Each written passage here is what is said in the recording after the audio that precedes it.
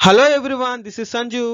Welcome to vitamin IAS YouTube channel. మనం ఈరోజు ఈ వీడియోలో ఇండియన్ సొసైటీలో భాగంగా persons with disability issues and their welfare, దివ్యాంగుల వారి సమస్యలు అలానే వారి యొక్క సంక్షేమం కోసం క్లాస్ 2ని డిస్కస్ చేయబోతున్నామండి. ఎవరైతే ఈ వీడియోని for the first time watch చేస్తున్నారో please go and watch our first video and don't forget to like this video. మీ యొక్క లైక్ అనేది చాలా చాలా ఇంపార్టెంట్ అండి. దయచేసి ఈ వీడియోని 2 సెకండ్ పాజ్ చేసి లైక్ చేయండి. ఆఫ్టర్ దిస్ క్లాస్ మీకు నచ్చినట్లయితే ఛానల్ని సబ్స్క్రైబ్ చేసుకోండి. అలానే మనం ఈరోజు ఈ వీడియోలో physical handicap, nothing but person with disability యొక్క సమస్యలు ఎలా ఉంటాయి, అలానే భారత రాజ్యాంగం ఎలాంటి ఆర్టికల్స్ అనేది ప్రొవైడ్ చేయడం జరిగింది, అలానే వాటి యొక్క టెర్మినాలజీస్ ఎలా ఉన్నాయి, అలానే ఈ గవర్నమెంట్ అనేది nothing but 11th 5 years plan ఆ 12th 5 years ప్లాన్లో గవర్నమెంట్ అనేది ఎలాంటి యాక్షన్ తీసుకోబడింది. సో ఇవన్నీ కూడా మనం నేర్చుకోబోతున్నాం అండి. ఇది మోస్ట్లీ మెయిన్స్కి బాగా యూస్ఫుల్ అయ్యే కంటెంట్ అండి. అలానే ప్రిలిమ్స్కి యూస్ఫుల్ అయ్యే కంటెంట్ కూడా మనకి ఈ వీడియోలో చాలా ఎక్కువగా ఉంది. దయచేసి స్కిప్ చేయకుండా చూడండి. అలానే don't forget to like this video. మీకు నచ్చినట్లయితే చివరిలో సబ్స్క్రైబ్ చేసుకోండి. Thank you. Let's start our class now. Constitutional provisions on disability in India. So persons with disability పీడబ్ల్యూడికి ఏ ఆర్టికల్స్ అనేవి సపోర్టివ్గా ఉన్నాయి? సో కాన్స్టిట్యూషనల్స్ ఏ ఆర్టికల్స్ అనేవి పీడబ్ల్యూడికి సపోర్టివ్గా ఉన్నాయో మనం తెలుసుకుందాం. Article number 21, article number 41, article number 46, along with it 11th schedule, 12th schedule and 7th schedule and 249 articles. These are the very important, and let us know about article number 21. Article number 21 మనకు తెలిసిన విషయమే కదండి. Right to life అంటే జీవించే హక్కు కోసం మాట్లాడుతుంది అనమాట. జీవించే హక్కు కోసం. సో ఎవరైనా సరే వాళ్ళ యొక్క మర్యాదపూర్వమైన జీవితాన్ని గడపొచ్చు అని చెప్పడం ఆర్టికల్ 21 యొక్క ముఖ్య ఉద్దేశం అండి. సో ఆర్టికల్ నెంబర్ 41 ఏం చెప్తుందంటే, it directs the state to secure the right to work అలానే right to education and public assistance in certain cases such as unemployment, old age, sickness and disablement. అంటే ఎవరికైతే old people, వృద్ధులు ఎవరైతే ఉంటారో, అలా వికలాంగులు ఎవరు ఉంటారో వాళ్ళకి రైట్ టు వర్క్ ప్రొవైడ్ చేయడం, అలానే ఎడ్యుకేషన్ వైజ్గా ప్రొవైడ్ చేయడం అనేది ఆర్టికల్ నెంబర్ 41 అండి. ఇవి ఫండమెంటల్ రైట్స్లో రావండి, ఇవి డిపిఎస్పిలోకి వస్తున్నాయి అనమాట. సో ఆర్టికల్ 21 అనేది ఫండమెంటల్ రైట్లోకి వస్తుంది అనమాట. సో ఆర్టికల్ నెంబర్ 46 ఏం చెప్తుందంటే, state shall promote the special for the weaker section అని చెప్పచ్చు అనమాట.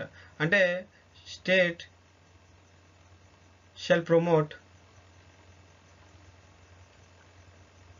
Special things on weaker section.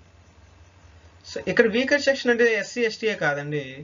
So persons with disability కూడా వస్తూ ఉంటారనమాట. దట్స్ వై ఆర్టికల్ 46 కూడా కైండ్ ఆఫ్ రిలేటివ్గా ఉంటుంది మన పీడబ్ల్యూడికి. అలానే 11th షెడ్యూల్ అనేసరికి మనం గుర్తుపెట్టుకోవాల్సింది మన panchayat. So article number 243G ప్రకారం social welfare including welfare of the handicapped and mentally retarded, ఎవరైతే అంగవైకల్యం కలిగి ఉంటారో అలాగే మానసిక వైకల్యం కలిగి ఉంటారో వాళ్ళకి సంక్షేమం చూసి ఉండాలని చెప్పింది 243G ఆర్టికల్ ప్రకారం అనమాట. ఇది 11th షెడ్యూల్లో ఉందండి. 11th షెడ్యూల్లో ఉంది. అలానే 12th షెడ్యూల్లో 243W. So this is tells about that interest of weaker section of society including handicapped and mental retarded. అంటే ఇది 12th షెడ్యూల్లో ఈ రెండింటికి డిఫరెన్స్ మనకు తెలుసు కదా. ఇది పంచాయతీకి సంబంధించింది, ఇది మున్సిపాలిటీకి సంబంధించింది అనమాట. So apart from that article 7th షెడ్యూల్లో, ఈ 7th షెడ్యూల్ దేనికోసం చెప్తుందంటే, అంగవైకల్యం నథింగ్ అండ్ హ్యాండిక్యాప్డ్ అనేది ఏ లిస్ట్లో ఉందంటే స్టేట్ లిస్ట్లో ఉందండి. స్టేట్ లిస్ట్లో ఉండడం జరిగింది. బట్ స్టేట్ లిస్ట్లో ఉన్నప్పుడు పార్లమెంట్ చట్టాలు చేయొచ్చా అంటే చేయొచ్చండి. ఓకే. సో కొన్ని కేసెస్లో మనకి స్టేట్ లిస్ట్లో ఉన్నప్పుడు కూడాను మనకి ఆ పార్లమెంట్ అనేది ప్రత్యేకమైన చట్టాలు చేయొచ్చు అనమాట. అది నేషనల్ ఇంట్రెస్ట్ అయితే కలిగి ఉండాలి. అలానే article number 249 of the constitution empowers the parliament to legislate on any subject following in to the list in order to fulfil it international obligations. చూడండి, 249 ప్రకారం మనం గమనించినట్లయితే constitution empower the parliament to legislate on any subject following in the list of order to fulfil international obligations. ఏదైనా international obligations వచ్చినప్పుడు 249 article ప్రకారం పార్లమెంట్కి హక్కులు కలవు, అంటే చట్టం చేసే హక్కులు పార్లమెంట్కి ఉంటుందని చెప్పిన ఆర్టికల్ ఏంటంటే 249 ఆర్టికల్ అండి. So these are the constitutional provisions for the physically handicapped persons, or we can say that persons with disability, or we can say that divyangs. Okay, so next we will discuss. అలానే మనం చూసుకున్నట్లయితే persons with డిజబిలిటీలో కొన్ని words ఉన్నాయి, కొన్ని terminologies ఉన్నాయి. So మనం discuss చేద్దాం. First terminology dyslexia. Dyslexia problem with reading. Dyslexia problem with reading అంటే చదవడంలో సరిగ్గా చదవలేకపోవడం అనమాట. చదవడంలో ఇబ్బంది పడడం. సో చదువు రాక కదండి, వాళ్ళు చదువు రాక కాదు, కొంతమంది చదువు రాక ఇబ్బంది పడతారు, వాళ్ళు డిస్లెక్సియా కాదు. సో ఇదొక మెంటల్ డిజార్డర్ అనమాట. సో చదవలేకపోవడం అనమాట. They don't have any concentrate on the reading, I mean studies అన్నట్లు మాట్లాడాలన్నమాట. సో ఇప్పుడు స్టడీస్లో అందరూ అంటే వాళ్ళు స్టడీస్లో ఉండేటప్పుడు వాళ్ళు చేయలేకపోతున్నారా కాదండి, వాళ్ళకి 40% వరకు చెప్పాను ఆల్రెడీ. 40% కన్నా ఎక్కువగా అంగవైకల్యం కలిగి ఉండాలి. అలాంటి పర్సన్స్కి ఈ టెర్మినాలజీస్ అన్ని కూడా వర్కౌట్ అవుతాయి. సో నెక్స్ట్ వన్ వచ్చేసరికి అగ్రాఫియా. అగ్రాఫియా అంటే ప్రాబ్లం విత్ రైటింగ్. రాయడంలో ప్రాబ్లం ఉన్నప్పుడు అన్నమాట. రాయడంలో ప్రాబ్లం ఉంటే దాన్ని అగ్రాఫియా అని అంటారనమాట.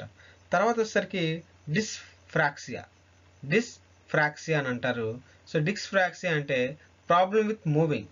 కదలడంలో, ఒక చలనంలో మనకి ఏమైనా ప్రాబ్లమ్స్ వస్తే అలాంటి వాటిని డిస్ఫ్రాక్సియా అని అంటారు.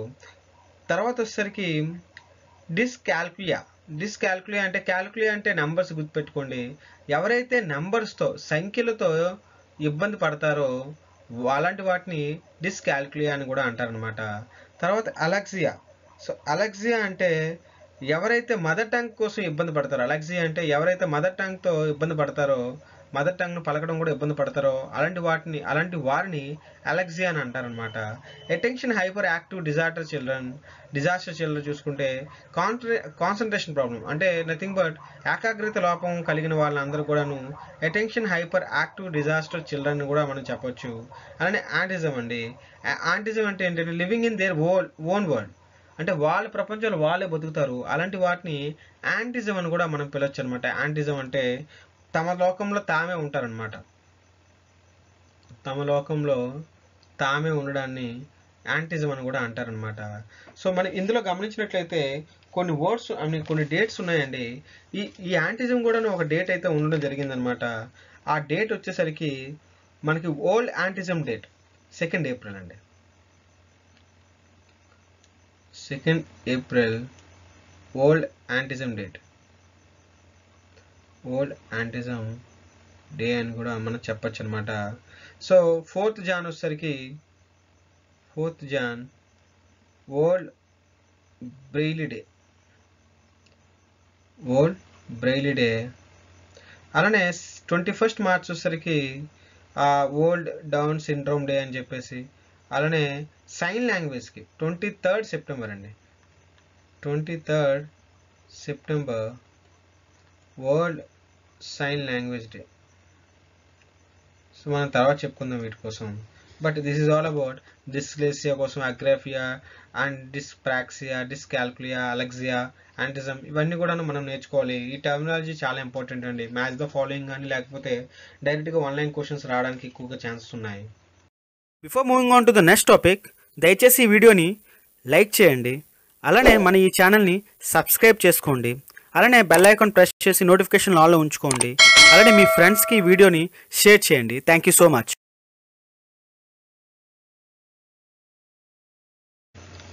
11th 5 years ప్లాన్, 11వ పంచవర్ష ప్రణాళిక. ఈ 11వ పంచవర్ష ప్రణాళిక మనం గమనించినట్లయితే ఈ 11వ పంచవర్ష ప్రణాళికలు ఉండే మనకి మ్యాక్సిమం మనకి సోషల్ జస్టిస్లో, సామాజిక న్యాయంలో, సోషల్ జస్టిస్లో సామాజిక న్యాయం సామాజిక న్యాయంలో అంగవైకల్యం చేర్చడం జరిగిందనమాట. అంగవైకల్యం చేర్చడం అయితే జరిగింది. అంటే ఈ అంగవైకల్యం ప్రజలకు కూడాను సోషల్ జస్టిస్లో ప్రొవైడ్ చేయాలి, వాళ్ళకి సపరేట్ స్కీమ్స్ కానీ వాళ్ళకి కొన్ని పథకాలు కానీ చెయ్యాలి అని, అంటే పొందేటట్లు చేయాలని చెప్పేసి ఈ 11వ పంచవర్ష ప్రణాళికలోనే ఎక్కువగా ఉంది. దీనికోసం పాటుపడింది ఏంటంటే డిఆర్జీ అండి. డిఆర్జీ అనేది జరిగిందనమాట. డిఆర్జీ అంటే disable right group, sorry DRG అంటే డిజేబుల్ రైట్స్ గ్రూప్ అనమాట. అలానే persons with disability got priorities in social justice. ఈ సామాజిక న్యాయంలో పర్సన్స్ విత్ డిజేబిలిటీస్ కూడాను ఎంతో కొంత ప్రాముఖ్యత సంపాదించారనమాట. Resulting of Indian sign language research and training. So ఈ టైంలోనే ఈ కారణం చేతనే మనకి Indian sign language and research centre అనేది ఈ టైంలో రావడం జరిగిందనమాట, ఈ 11వ పంచవర్ష ప్రణాళికలోనే. అలానే ministry of physical and persons with disability welfares. Okay, అంటే డిజబిలిటీ మినిస్ట్రీని కూడాను ఇక్కడ ఎస్టాబ్లిష్ చేయడం కూడా మనం చూడవచ్చు. ఎప్పుడంటే 11th 5 years ప్లాన్లో మనం చూడవచ్చు. అలానే 12వ పంచవర్ష ప్రణాళిక. ఈ 12వ పంచవర్ష ప్రణాళిక అధ్యాయంలో అంటే ఇప్పటి వరకు కూడా సోషల్ జస్టిస్లోనే ఉండేది. ఒక సోషల్ జస్టిస్లోనే మనకి హ్యాండిక్యాప్ట్ అనేది ఉండేది అనమాట, అంగవైకల్యం ఉండేది. బట్ ఇప్పుడు 11th వరకు అయితే, ఇప్పుడు 12th వరకు అయితే మాత్రం ఎవ్రీ ఆస్పెక్ట్లో ఈ హ్యాండిక్యాప్ట్ పర్సన్స్ని చేర్చడం జరిగిందనమాట. హ్యాండిక్యాప్ట్ పర్సన్స్ని చేర్చడం జరిగింది. సో ఇది అలానే మనకి కొన్ని ఈ 12వ పంచవర్ష ప్రణాళికలు ఉండే పర్సన్స్ విత్ డిజేబిలిటీకి కొన్ని కమిటీస్ని ఏర్పాటు చేయడం, అలానే మరికొన్ని సిచ్యువేషన్స్లో అంటే వాటిని ఎలా మనం తీసుకోవచ్చు, వారి యొక్క రిజర్వేషన్స్ ఎలా ఉండొచ్చు, వాళ్ళ యొక్క స్కీమ్స్ ఎలా ఉండొచ్చు. సో ఇలాంటి ప్రత్యేకమైన కమిటీస్, స్పెషల్ కమిటీస్ని ఏర్పాటు చేయడం. సో ఇవన్నీ కూడా చూడొచ్చు అనమాట. అలానే ఒక ఇన్స్టిట్యూషన్ అండి, NCPEDP, nothing but national centre for promotion of employment for disabled people. అలానే డిఆర్జీ. ఈ డిఆర్జీ అంటే తెలుసు కదా మనకి ఆల్రెడీ, డిజేబుల్ రైట్స్ గ్రూప్ అండి. సో ఈ రెండు కూడాను ఈ పంచవర్ష ప్రణాళికలో ఎక్కువ పోరాడడం, అంటే నథింగ్ బట్ ఈ పర్సన్స్ విత్ డిజేబుల్స్ తరఫున పోరాడడం జరిగిందనమాట. NCPEDP అనమాట. వీరి యొక్క వ్యవస్థాపకులు ఎవరంటే జావేద్ అబిడి. సో ఇతను కూడా ఒక physically handicapped, but he just stood for entirely physically handicapped పర్సన్స్కి ఒక లీడర్గా ఉండి, సో NCPEDకి డైరెక్టర్ గాను, అలా వ్యవస్థాపకులు గాను, అలానే డిఆర్జీ డైరెక్టర్ గాను ఉండడం జరిగిందన్నమాట. జావేద్ అబిడి, బాగా గుర్తుపెట్టుకోండి. Now issues related with PWD. So సమస్యలు ఉన్నాయి. First one is medical issues అండి. సో వీళ్ళనే మనం చెప్పచ్చు వైద్యపరమైన సమస్యలు అనమాట. వైద్యపరమైన సమస్యలు అంటే అలానే ఆరోగ్యపరమైన సమస్యలను కూడా అనొచ్చు. సో ఆరోగ్యపరమైన సమస్యలు ఆఫ్ కోర్స్ ఉంటుంది కదండి. పర్సన్స్ విత్ డిజబిలిటీస్కి వాళ్ళ యొక్క అంగవైకల్యం లోపం వల్ల ఎక్కువగా ఆరోగ్యపరమైన సమస్యలు రావడం జరుగుతుంది. అలానే ఎడ్యుకేషన్ అండి. సో వీళ్ళు విద్యపరంగా కూడా కొన్ని సమస్యలు అనుభవించడం తప్పదు. ఎందుకంటే వీళ్ళకున్న కొంతమంది మూమెంట్లో చలనం ఉండదు. So they can't go to school. So వెళ్ళినా సరే ఈ నార్మల్ పీపుల్లా కాకుండా వాళ్ళు నార్మల్ పీపుల్ కూర్చుని చదవడం చాలా కష్టం. బికాస్ దే ఆర్ రియలీ అంటే వాళ్ళు డెఫ్లో కానీ, లేకపోతే సీయింగ్ ప్రాబ్లం అయినప్పుడు కానీ, లేకపోతే వాళ్ళ మూమెంట్లో కానీ, సో అదర్తో పోల్చుకుంటే ఒక సోషల్ ఈక్వల్నెస్ అయితే వాళ్ళకి దొరకదు.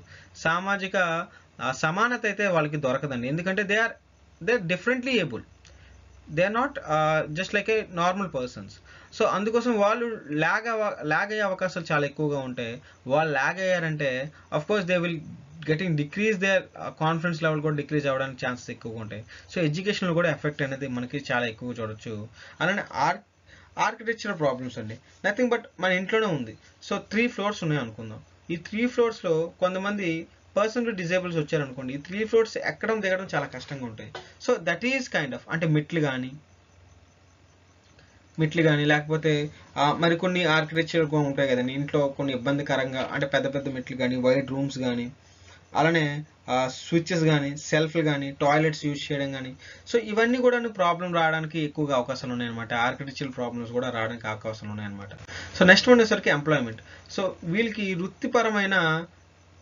వృత్తిపరమైన ఇబ్బందులు కూడా ఎక్కువగా కలుగుతాయండి. ఫర్ ఎగ్జాంపుల్ మనకి కొన్ని సెక్టర్స్లో అయితే మన డిఫెన్స్ సెక్టర్లు కాకుండా మిగతా ఏ సెక్టర్లో కూడాను వీరికి ఆపర్చునిటీ ఉన్నప్పటికి కూడాను ఇక్కడికి అంత స్థాయిలో రీచ్ అవ్వాలంటే చాలా కష్టం అండి. That's why we have reservations, huge reservation for physical handicapped. Especially యూపీఎస్లో మనం గమనించినట్లయితే ఎక్కువ రిజర్వేషన్ ఉన్న కారణం అదే. ఎందుకంటే వాళ్ళు అంత స్థాయికి గ్రాడ్యుయేషన్ కంప్లీట్ చేసి యూపీఎస్సీ క్లియర్ చేసే స్థాయికి వచ్చారంటే ఎంత డెడికేషన్గా ఉండొచ్చు. So for them we can give some reservation to them. Okay, for that hard work we need to give it. Actually we have to give it. So that type of employment అనేది చాలా తక్కువ మంది reach అవుతారు. So వృత్తిపరమైన కూడా చాలా తక్కువగా అవకాశాలు దొరుకుతాయి అనమాట. ఎందుకంటే ఎడ్యుకేషన్ లెవెల్లో వాళ్ళు లిటరేట్స్ అంత తొందరగా అవ్వరు కాబట్టి. సో తర్వాత సోషల్ డిస్క్రిమినేషన్ అండి. సో వీళ్ళని సోషల్గా ఈక్వల్గా ఉండరు. సో వాళ్ళు అంటే ఫర్ ఎగ్జాంపుల్ ఒక పర్సన్ డిజేబిలిటీకి నార్మల్ పర్సన్స్కి మధ్యన పోటీ పెట్టినట్లయినా, లేకపోతే వాల్యూ ఇచ్చే రేంజ్లో అయినా సరే, ఎక్సెప్ట్ మనీ ఇద్దరికి సమానం ఉన్నట్లయితే ఆఫ్ కోర్స్ అంతా ఉన్నవాడికి అంటే నార్మల్గా ఫిజికల్లీ హ్యాండిక్యాప్డ్ కాకుండా వేరే అతనికి ఎక్కువగా వాల్యూ ఇవ్వడం జరుగుతుంది అనమాట. So these kind of discrimination is more high in Indian society as well as if a person, ఒక వ్యక్తి హ్యాండిక్యాప్డ్ అయితే ఇంకా ఎక్కువగా డిస్క్రిమినేటింగ్ లోన్ అవ్వడానికి ఎక్కువగా ఛాన్సెస్ ఉన్నాయి అనమాట. సో తర్వాత కమ్యూనికేషన్ ప్రాబ్లం అండి. సో కమ్యూనికేషన్ ప్రాబ్లం వచ్చరికి ఎస్పెషలీ డఫ్, మ్యూట్, ఓకే, వీళ్ళిద్దరూ కూడాను వినలేరు, అలానే మాట్లాడలేరు. సో వీళ్ళకి కమ్యూనికేషన్ ప్రాబ్లం ఉండడం, అలానే so communication problem it doesn't mean that we are speaking then movement కూడా చలనం కూడా లేకపోతే సో కమ్యూనికేషన్ అనేది అంత సజావుగా జరిగే అవకాశాలు లేవండి. So this 6 factors of problems, highly rated problems అని చెప్పొచ్చు మనకి పర్సన్స్ విత్ డిజేబిలిటీకి. So particularly this class useful for యూపీఎస్సి, అలానే ఏపీపీఎస్సి గ్రూప్ 1 మెయిన్స్ కండి, గ్రూప్ 1 మెయిన్స్కి. అలానే ఫస్ట్ మనం చెప్పుకున్న 10 నిమిషాలు ఏపీపీఎస్సి గ్రూప్ 1 అండ్ గ్రూప్ 2కి ప్రిలిమ్స్కి బాగా ఉపయోగపడుతుందండి. ప్రిలిమ్స్కి బాగా ఉపయోగపడే అవకాశం అయితే ఉంది. This is all about today అండి. ఎవరికైతే ఈ వీడియో నచ్చిందో, ఈ క్లాస్ నచ్చిందో దయచేసి లైక్ చేయండి, అలానే సబ్స్క్రైబ్ చేసుకోండి, అలానే మీ ఫ్రెండ్స్కి కానీ మీ రిలేటివ్స్ కానీ షేర్ చేయడం మాత్రం మర్చిపోవద్దండి. మీ యొక్క వాల్యుబుల్ లైక్ అండ్ మీ వాల్యుబుల్ కామెంట్ అండ్ మీ వాల్యుబుల్ సబ్స్క్రైబ్ అనేది చాలా చాలా ఇంపార్టెంట్ అండి. Because we are a budding channel. So మీ నుండి మాకు సపోర్ట్ అనేది చాలా చాలా కావాలి. దయచేసి వీడియోని లైక్ చేయండి, సబ్స్క్రైబ్ చేసుకోండి, అలానే షేర్ చేయండి. మీ వాల్యుబుల్ కామెంట్ని మీకు నచ్చిందని కానీ లేకపోతే మీ యొక్క సజెషన్స్ కానీ మీరు డెఫినెట్లీగా మీరు కామెంట్ రూపంలో తెలియజేస్తారని మరీ కోరుకుంటున్నాం. అలానే మన ఈ విటమిన్ ఐఏఎస్ యూట్యూబ్ ఛానల్లో ఇండియన్ హిస్టరీ, అలానే Andhra Pradesh geography, Indian society, CSAT సంబంధించిన ప్రతి వీడియోస్ కూడా అప్లోడ్ చేయడం జరుగుతుందండి. అలానే మనకి ఆఫ్టర్ 5 days నుండి మనం ఎంసీక్యూ సెక్షన్ కూడాను, nothing but model paper section కూడా స్టార్ట్ చేయబోతున్నాం.